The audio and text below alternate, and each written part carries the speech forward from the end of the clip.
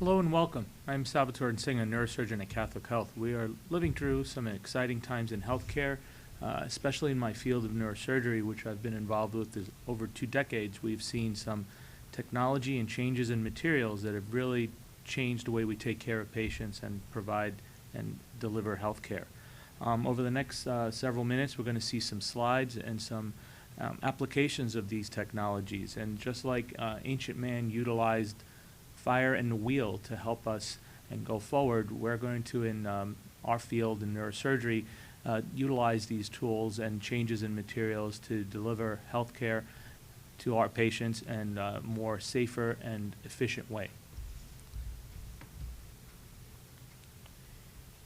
As I'm going to discuss these changes in materials, engineering, and technology, and the combination and utilization of all three have really changed my field for the better. I'm going to show instances in which applications in all three have helped us advance how surgery, the delivery of that surgery to make it more precise and also efficient and safer for patient care. In the next slide, we're going to see a modern neurosurgical OR, where immediately you see the vastness of it. There are large rooms. There's light, there's built-in capabilities of having imaging immediately and also applications of navigation and robotics built in. This provides with us in terms of utilization of those technologies to be at hand. They don't have to be brought in from outside or from other facilities to provide or as a third party to provide needed help in the OR or needed technologies. This provides us for helping in spinal and cranial neurosurgery. Going forward, we'll see in just a simple application here that a type of surgery that has been utilized in the spine world for decades is an anterior cervical discectomy, when people have diseased discs and they have to be replaced. Historically, that would require the discarding of those discs and removal at the intervening levels, and then implants and a fusion of that material as we see in the first slide all the way over on the left. With advances in engineering and materials that I've showed here an example where now instead of providing rigid constructs and rigid preservation, we now can replace those discs with artificial discs and preserve motion at those levels.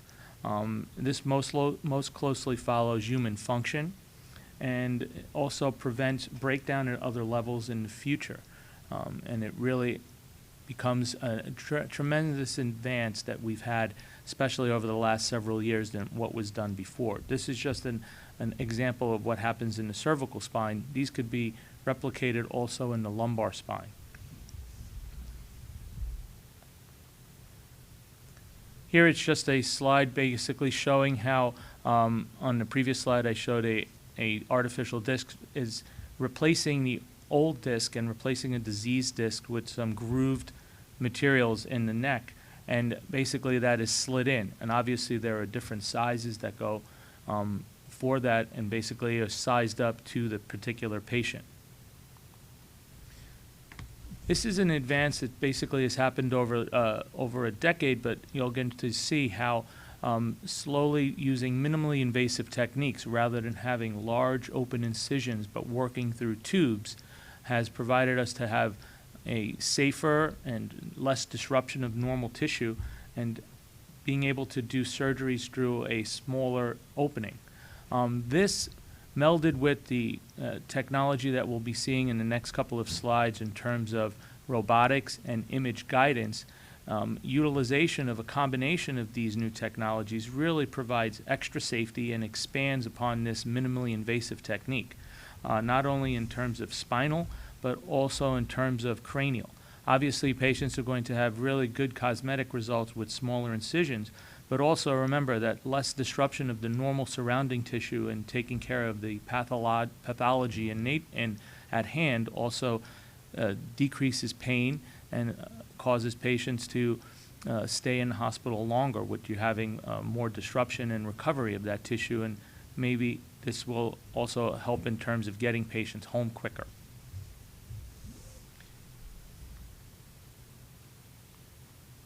In this slide, we see utilization of the prior slides techniques in which we were able to do a minimally invasive instrumentation through several stab incisions. This patient, as you see on the second panel, has had also a fusion to help with their spondylolisthesis. That's a slippage of one vertebral body on another. That happens degeneratively and also congenitally and causes a great deal of back pain and leg pain. So in this particular patient, we're able to do minimally invasive techniques anteriorly, fix that, with an inner body graft in which we'll see and then stabilize with a screw, and then posteriorly through those stab incisions, the patient was rotated from a supine position to a prone position, from being on his back to now being on his belly, and those small incisions on his back are where we were able to do the fusion. Again, through tubular systems as we shown on the previous slide.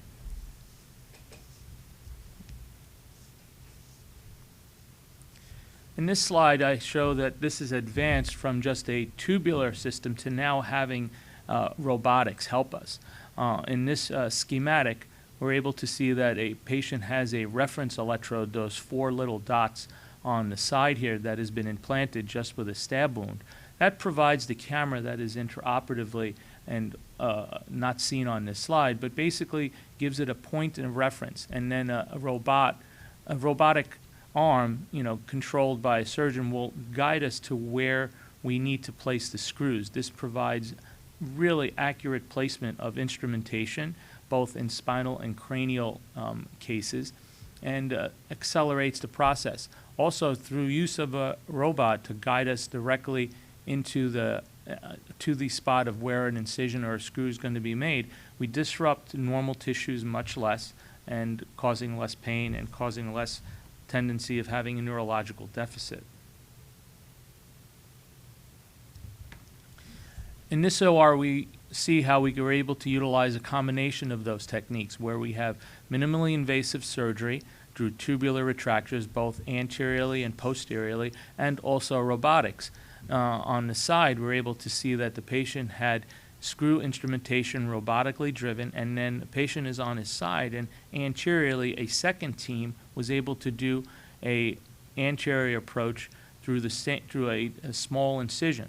So with intraoperative guidance and robotics, we're able to facilitate this through a 2-team approach, decreasing anesthesia time, decreasing OR time, and have accuracy at the same planning with robotics and navigation guidance. This, again, causes less disruption of tissue and decreasing pain at the same time of increasing the efficiency of the surgery and increasing the safety because of the precision involved. This is all not lost just on spinal procedures. In cranial, we've been utilizing minimally invasive techniques for a while. On this slide, we could see how minimally invasive techniques have been utilized transsphenoidally and endoscopically. This, however, has also been limited to the certain regions in the skull and certain regions in the brain to be reached, most of them being at the skull base. And so this has limited to certain tumors, and we've been able to bring the camera up close and to the tumor to evacuate it or to resect it, as in this section.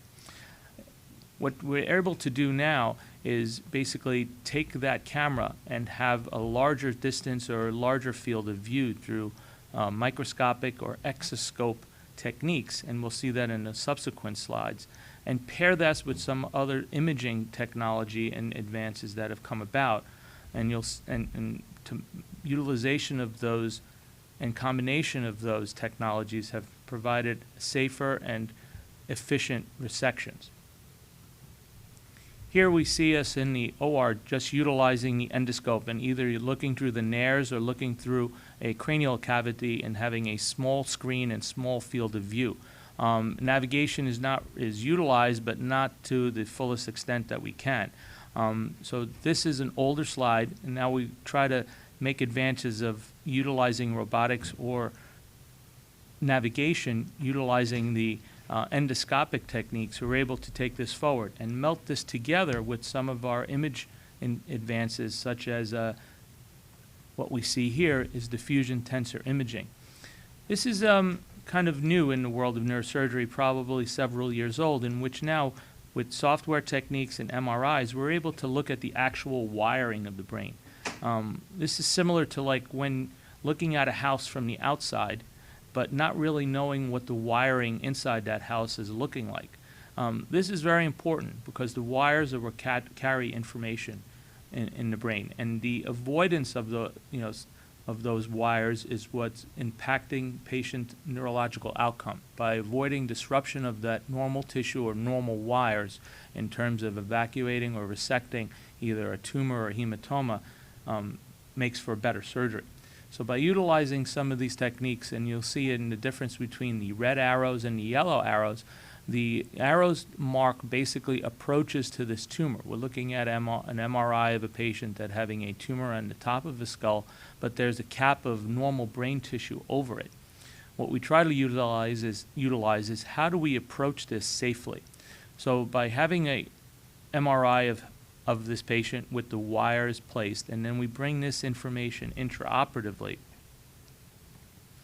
As we see here on this slide, we have a tumor, and basically porting and using minimally invasive techniques similar to what we saw on the spine imaging with a tubular retractor over that area, and now melting as we can where the wires are.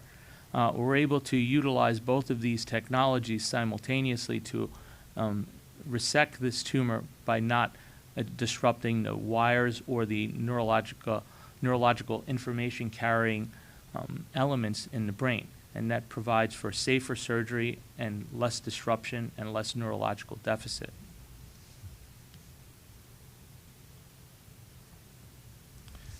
And this produces basically a resection of a large intracranial tumor through a very, very small cavity, as we can see on this preoperative image, in which that large right-sided lesion is now completely resected through a small, minimally invasive technique, as we see on the right side image.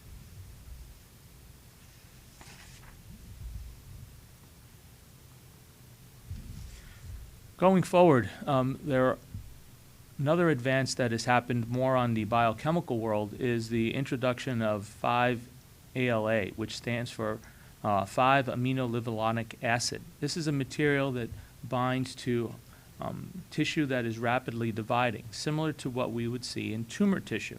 We have utilized this recently in tumor surgery in that giving patients 5-ALA preoperatively and then allowing that to bind to a tumor, the element gets broken down into a fluorescent material called porphyrin 9 and porphyrin 10. What that means is the fluorescence is that the material absorbs light and then re-emits it at a different wavelength. So it will absorb blue light and re-emit it into a different wavelength, which is now represented here as pink. And so by utilizing that technique, we're able to see normal versus abnormal tissue. The advantages of that can seen on these panels here, especially in the first panel when there's a demarcation of abnormal brain tissue to regular brain tissue, and you could see from panel A to B how the image correlates in terms of you have the MRI with abnormal tissue and a demarcation zone. In panel B, we could see that demarcation zone intraoperatively, and that is consistent when we look at it under blue light. But unfortunately, not all tumors follow that. As we can see in the later panels, sometimes it's not easy to see where there's a demarcation between normal and abnormal tissue, and the fluorescence will help us. This is technology that exists here at Catholic Health, as the other technologies I've presented here forward. So we utilize this intraoperatively and makes for safer resection, more efficient. We're able to take out just tumor and abnormal tissue and leave normal and disrupt less tissue in our planned surgery.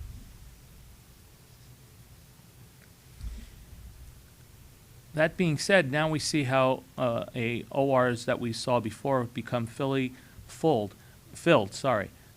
with navigation, where you see the surgeon on the left panel now navigating a screw, and while not looking at the field, he is being utilized and guided to direct screw placement intraoperatively. You see that the second panel has now, by getting rid of the small endoscope and now bringing in an exoscope, which is a camera that has a large and long focal length. Not only himself, the surgeon, but everyone else has visualization of where the surgery is and brings the entire team into play.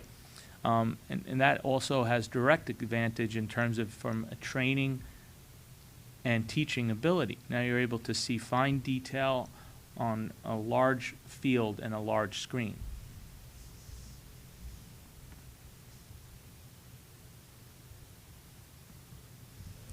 In this slide, I'd like to also talk about some advances that we see and have had in the neuromonitoring phase. Neuromonitoring is, as we could see, an adjunct to any kind of neurosurgical procedure. While an operation is going on, be it cervical or being it brain or being it lumbar, we're able to monitor the nerves intraoperatively in real time. This is a separate team. They monitor the limbs and extremities, and a small amount of stimulation is placed to make sure that the limbs and the nerves conducting those limbs are adequate. This is also utilized when we want to look at particular structures such as vision in terms of visual evoked potentials. And we could flash small bright light through even the eyelids that's sensitive enough to be picked up. What's the advantage of this is that while we're working on these delicate structures, we're able to see if there's going to be any changes or predict if there's something going on neurologically, and we could take assessment of that and change accordingly. It basically helps us guide us in terms of doing safer and more efficient surgery. It diminishes the likelihood of deficit and also establishes, by establishing certain safe zones of access of lesions and resection.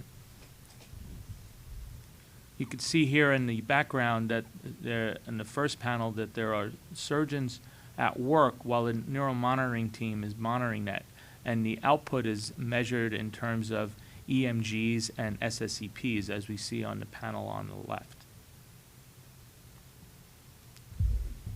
What's the future hold? What's down the pipeline? We've seen a variety of technologies in which we kind of utilize materials, utilize radiology, we utilize technology and computers intraoperatively, and a combination of all of the above. I think it's a unique time now that we're able to see that we can improve or reverse some neurodeficits with some of these technologies with brain tissue and computer and technology interaction. We have now ability to make electrodes that are virtually 1/20th the thickness of a human hair. And these electrodes now can pick up sensitive information, both record and stimulate brain tissue. This is obviously in the research phase, but gives us insight into what can be going on forward.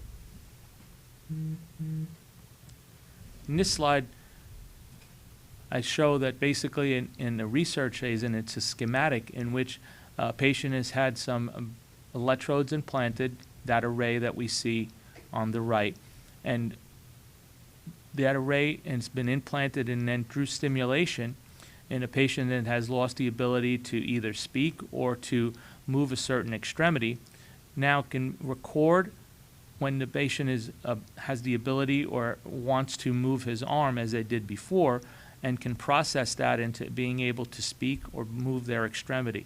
Obviously, it's in the research phase, but there's been some success with that.